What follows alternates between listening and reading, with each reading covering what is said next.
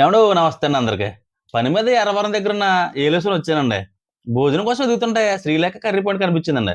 ఇదొచ్చేసి బాలాజీ చౌక్ నుంచి నర్సీపట్నం వెళ్ళే దారిలో ఉంటదండి. వీళ్ళ దగ్గర చాలా ఐటెమ్స్ ఉన్నాయండి. నేనొచ్చేసి చేప ఫ్రై, చికెన్ కర్రీ ట్రై చేశానండి. వెజ్‌లో వచ్చేసి ఆనపకాయ పచ్చడి ట్రై చేశానండి. పార్సిల్ తీసుకొని చల్లగా ఉందని పామాయిల్ తోటలోకొచ్చానండి. ముందుగా చేప ఫ్రై ట్రై చేశానండి. చూడండి సెమిగ్రీ ఎలా ఉందో. నిమ్మకాయ పిండుకొని చేప ఫ్రై ట్రై చేస్తుంటే చంపేసిందండి. ఆ తర్వాత చికెన్ ట్రై చేశా. అయ్య బాబోయ్! చాలా బావుందండి. ఇంతలో మన దగ్గరికి ఇద్దరు అతిథులొచ్చారండి. చూత్తుంటే చాలా ఆకలితోనుంటున్నాయండి. నాకింక తినబుద్ధి కాలేదండి.